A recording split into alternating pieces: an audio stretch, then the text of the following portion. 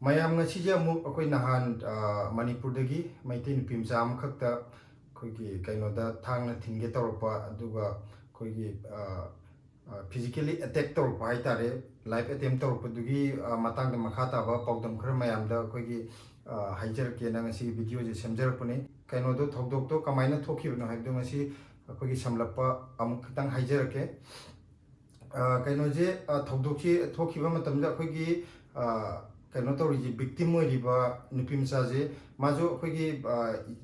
ꯏꯟꯈꯠꯂꯛꯂꯤꯕ ꯅꯨꯄꯤ ꯃꯆꯥ ꯑꯉꯥꯡ ꯀꯩꯝꯇ ꯅꯠꯇꯦ ꯃꯁꯥ ꯃꯇꯤꯛ ꯆꯥꯖꯔꯕ ꯑꯩꯈꯣꯏꯒꯤ ꯎꯀꯤꯜ ꯑꯣꯏꯔꯤꯕ ꯅꯨꯄꯤ ꯃꯆꯥꯅꯤ ꯑꯗꯨꯒ ꯃꯥꯒ ꯆꯠꯃꯤꯟꯅꯔꯤꯕ ꯀꯩꯅꯣꯗꯨꯅ ꯃꯃꯥꯟꯅꯕꯤꯗꯨꯅ ꯃꯅꯤꯄꯨꯔꯗꯒꯤ ꯇ꯭ꯔꯥꯟꯁꯖꯦꯟꯗꯔꯅꯤ ꯃꯥꯁꯨ ꯑꯩꯈꯣꯏꯒꯤ ꯁꯣꯁꯤꯌꯦꯜ ꯑꯦꯛꯇꯤꯚꯤꯁꯠ ꯑꯣꯏꯅ ꯂꯩꯕ ꯍꯥꯏꯗꯤ ꯃꯁꯥꯒꯤ ꯄ꯭ꯔꯣꯖꯦꯛ ꯃꯌꯥꯝ ꯑꯃ ꯇꯧꯗꯅ ꯈꯣꯠꯇꯅ ꯃꯌꯥꯝꯒꯤ ꯊꯕꯛ ꯇꯧꯔ ꯂꯩꯕ ꯑꯗꯨꯒꯨꯝꯕ ꯃꯥꯁꯨ ꯃꯇꯤꯛ ꯆꯥꯖꯔꯕ ꯍꯥꯏꯇꯥꯔꯦꯀꯣ ꯑꯗꯨꯝ ꯀꯩꯅꯣꯅꯤ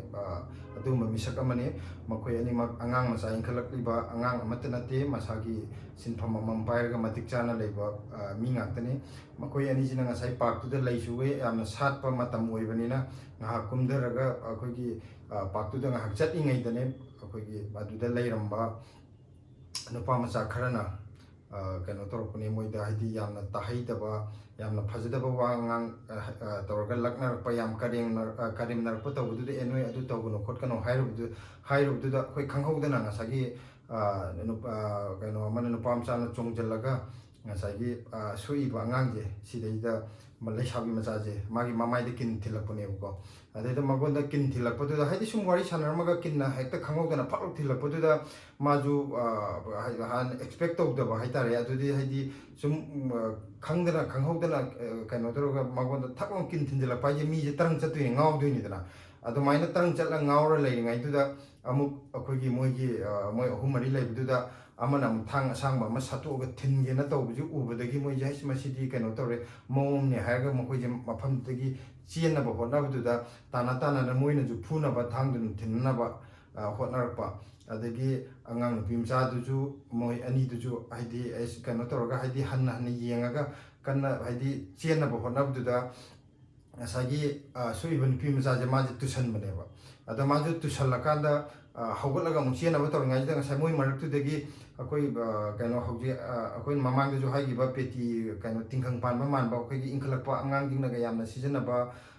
ꯀꯩꯅꯣꯗꯨꯅꯦꯕ ꯌꯣꯠꯀꯤꯒ ꯄꯥꯟꯕ ꯑꯗꯨꯒꯨꯝꯕ ꯄꯦꯇꯤꯗꯣ ꯁꯠꯇꯣꯛꯑꯒ ꯃꯣꯏꯗ ꯀꯜꯂꯛꯄꯅꯦꯕ ꯑꯗꯨꯒ ꯉꯁꯥꯏꯒꯤ ꯑꯉꯥꯡ ꯅꯨꯄꯤ ꯃꯆꯥꯗꯨꯁꯨ ꯃꯣꯏꯅ ꯀꯩꯅꯣꯅ ꯊꯥꯡꯗꯨꯅ ꯑꯣꯏꯗꯣꯏꯔꯥ ꯕ꯭ꯂꯦꯟ ꯑꯣꯏꯗꯣꯏꯔꯥ ꯀꯔꯤꯅ ꯑꯣꯏꯗꯣꯏꯅꯣ ꯈꯪꯗꯦ ꯃꯇꯨꯡꯗꯒꯤ ꯀꯩꯅꯣ ꯇꯧꯕꯗ ꯃꯅꯥꯁꯨ ꯃꯇꯠ ꯑꯃ ꯀꯩꯅꯣ ꯇꯧꯔꯤꯅꯦꯕ ꯁꯣꯛꯏꯅꯦꯕ ꯇꯠꯂꯤꯅꯦꯕ ꯃꯣꯏꯅ ꯂꯦꯜꯂꯛꯄꯗꯒꯤ ꯍꯥꯏꯒꯗ꯭ꯔꯥ ꯀꯛꯄ ꯍꯥꯏꯒꯗ꯭ꯔꯥ ꯑꯗꯨꯒ ꯉꯁꯥꯏꯒꯤ ꯌꯣꯠꯀꯤ ꯇꯤꯡꯈꯪ ꯄꯥꯟꯕ ꯄꯦꯇꯤꯁꯤꯅꯁꯨ ꯀꯟꯕꯗꯒꯤ ꯁꯤꯗ ꯃꯈꯨꯟ ꯐꯅꯌꯥꯝꯅ ꯐꯣꯠꯂꯤꯅꯦꯕꯀꯣ ꯃꯃꯥꯡ ꯑꯩꯅ ꯀꯩꯅꯣꯒꯤ ꯊꯝꯅꯦꯜꯗ ꯐꯣꯇꯣ ꯍꯥꯞꯄꯤꯗꯨꯁꯨ ꯃꯌꯥꯝ ꯈꯪꯕꯤꯔꯝꯒꯅꯤ ꯑꯗꯨꯒ ꯁꯤꯗꯁꯨ ꯃꯣꯏꯅ ꯐꯨꯔꯛꯄꯒꯤ ꯍꯥꯟꯅ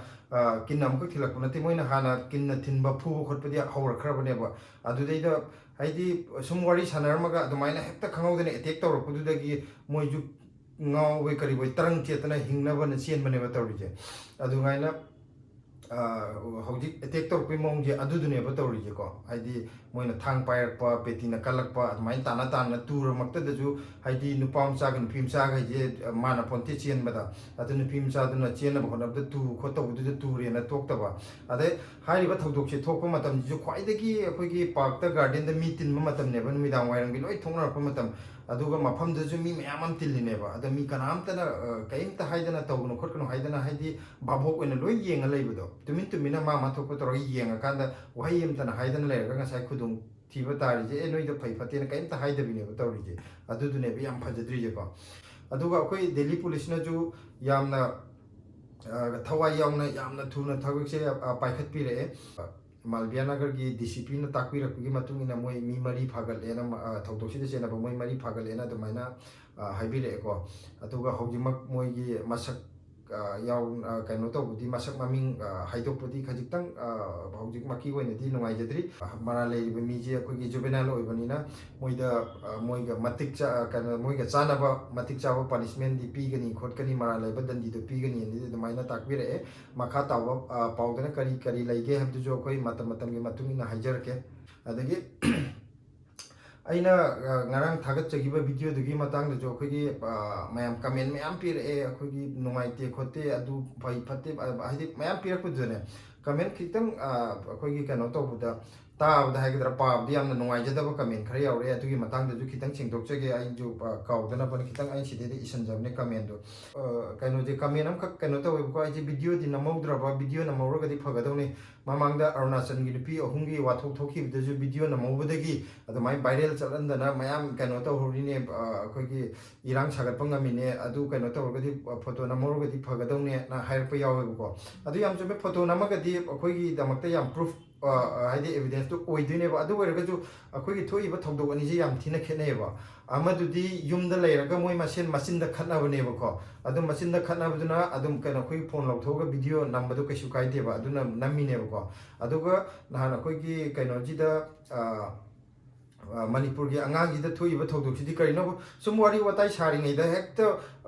changjal aga mamai mamita kinna thinjalakpa adagi kaino tawrpa hekta phujalakpa adagi thang sato selakpa dudi kanagi video phone ga changdoino haidi tarang chatwini ba karino tawri jibona sumai lepingai da huji miyam changai mai da kinna polo thilakpa mathamda asma to jai video nang bena kamai changuni adum ai jo hogatana karino ngaurga adum chiena bo na duine ba natraga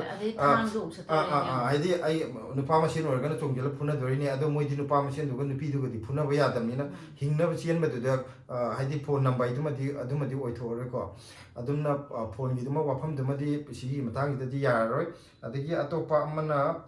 kaino haire buko akhoi aingana chemjagi bido akhoi gi hindi english to oina sembi ba yadabra akhoi na kaino to wujidi manipur da sum chaire le ni mapan gi mi jingna di amta khangbir roina haiba ko ado aina haijab hapchab duna manipur kaino gi manipur da ngang dune mayam yengbi duna aduna taba akhoi gi hindi da ngang ba ma ju thagat chabane adugi dudi mi do kaya yengdi yengbadi ado aina jo adu do khanjabadagi mayam na haibi idu chap manana khanjabadagi aina manipur gi jo hapchabane hindi gi version am jo hapane ko hindi da ngangba Facebook to jo thagat bani ko hindi da ngangba adagi khara mana kaino haira pujawe akhoi gi asmaitai nupi je mapanda bu thokhradi yam jugo chada ba akhoi gi yam nei ba sabni mathong maram khangda ba khotta ba hai ko hoi nupi khara ama kaino yorom ba yai mayam kitang mit na ba khopa adi maitai gi wanati adudi jati khudimaki ni mafam khudimaki ni ko adu erga jo hadi mi khudimakta mapanda bu leirdi nupi na samai tawrongani adu tawrongani haibdu jo haibiganu aduga hojik khudong thiba nangiba kaino jiju ichan jiju masagi akhoi ingkhlaiba angang haidi ki langdana hekta mayam da adu tawraga leiba angang nate masamak ukil oiriba masama tikcharba angang ni aduga maparom da leiba mi khudimak akhoi gi samaina kaino tawraga haidi mathong maram khangdana leiramgani haibdu makju haibiganu si jima kitang haijahoge aduga atopa amana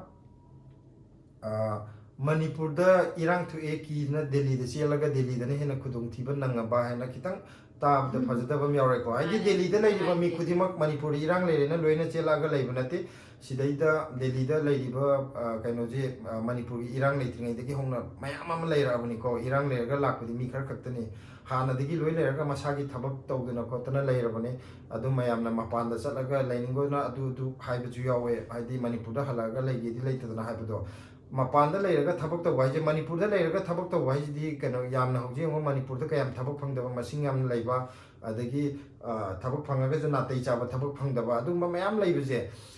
sije toktoga mapalom da leidana thabak aso aso tawdana adagi akhoi gi aduda phangaiba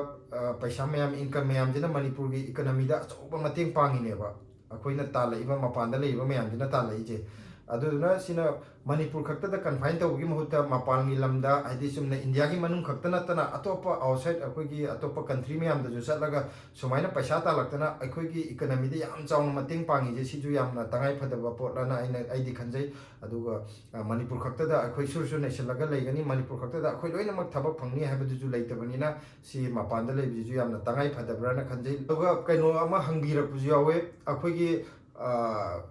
culprit oriba maral leiba kanguje ngasagi nupi mcha dude attack tawriba kanguje kari jati no hangapju yawe ko moido non manipuri akhoi local jing ha tare mafam du da leiba non manipuri jing mafam du gi mi jing ne manipur da leiba atopa community gi mi khara na akhoi kitang na tai cha da ba mong da karem ka thaina ba mong da haidi maitai nupi da adu tawba ada tawba haibagi mong da ju comment pibire adugo ta singna harga di Delhi da sigi face problem je face tawri baje maitai nupi khaki wanate natraga atopa community am khaktagi wanate ba north east gi lakpa loina mak Manipur खक्तगी नते नत्रगा अदुगी अरुणाचल खक्तगी नते नागालैंड खक्तगी नते लोइनमकने अखोइगी नॉर्थ ईस्ट दा लेरिबा मयामजी लोइनमकने बको अखोइ कइनोजे थेंगनरिजे अदुना अखोइ मसेन अमना अमदा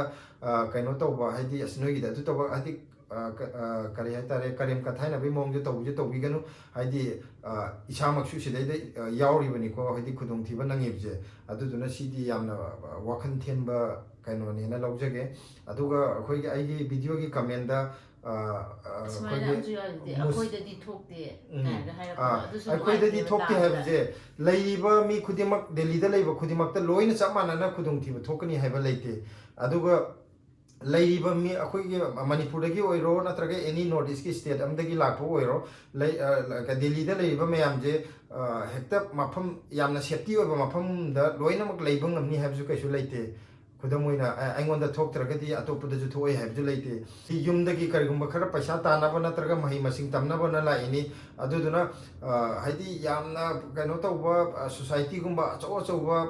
मी मथोंमम खंगदबा चंगबा ngamदबा जगादुदि पैसा कयाम तांग थागी लुपा लिसिंग 50 निफु बरा पिरगा लैबा ngamबदुदि मी खरा खक्तनि खुजोबम खक्तनि लैबा ngamबजे अदुना मफमजे अहोंबा थिरगा लैरकदुइनि खितंजु नातै चाबा अखोइनजु एफोर्ट तौबा ngamना युमदगी लिसिंग 10 अमा कुन अमा अखोइगी कइनोदा मपानदा लैबगी युमदगी लिसिंग 10 थाबिरो कुन थाबिरो हाइबा मतमदे याम वाना थारकदुइनेबा युम कइनोदगी ममा मपा अखोइगी पेरेंट्सिंगना थारकदुइजे अदुदुना याम वाना थारइबा पैसादुना अखोइ सिदैदे लुपा लिसिंग 50 पिरगा निफु पिरगा कैसु कइनो तौबा ngamba लैबा ngamba नातेबको अदुना तोंगान तोंगान बा मफमदा लैरपुनिना मीजिजु दिल्लीदा लैबा मी खुदिमक लोइ फत्ते हाइबजु याब नाते अदुना